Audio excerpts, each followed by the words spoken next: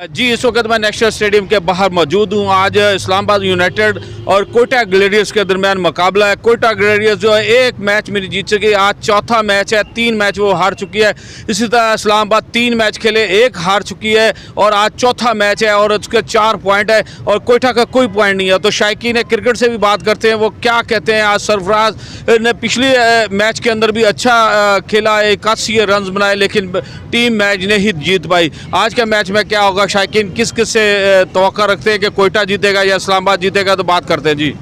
जी सरफराज की अगर ओपनिंग सही चल जाती है और स्कोर पहले भी इन लोगों ने बड़ा बनाया और सरफराज जिस तरीके से 60 रन बनाए उस तरीके से ये हार गए। हम उम्मीद रखते हैं कि सरफराज अच्छी आज बैटिंग करेगा और उसके जो प्लेयर हैं वो भी सही खेलेंगे और इंशाल्लाह जीतेगा, क्योंकि उनको पॉइंट टेबल जो आ गया है उनके नीचे वो तो बड़ी प्रॉब्लम में आ गए और उनके प्लेयर बड़े प्रेशर में आ गए। इंशाल्लाह हम दुआ गो हैं कि सरफराज जीतेगा और पीएसएल में कमबैक करेगा।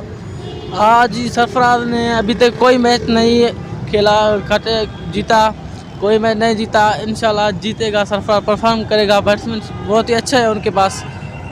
तुम क्या कहते हो, पकड़ना नहीं उसको? अस्सलाम वालेकुम। सबसे पहले तो मैं ये कहना चाहूँगा कि मैं कश्मीर से आया हूँ पीएसएल मैच देखने के लिए। दरअसल हमें टिकट्स भी नहीं मिले हैं और हम इसलिए कहते हैं कि सरफराज अहमद जीते, क्योंकि पीएसएल में उनका एक मैच भी नहीं जीता हुआ है। इंशाल्लाह आज हम सरफराज अहमद को सपोर्ट करते हैं। इंशाल्लाह सरफराज अहमद जीतेंगे और मैच आगे बढ़ेगी। जी, ये हमारे साथ क्रिकेट के शायकीन थे जो सरफराज के जो है मद्दा है और सरफराज को कहते हैं कि अच्छी इनिंग्स खेलेगी। उसकी टीम भी जो है आज मैच जीत कर जो है वो पॉइंट में अपने कीमती इजाफा करेगी। जी।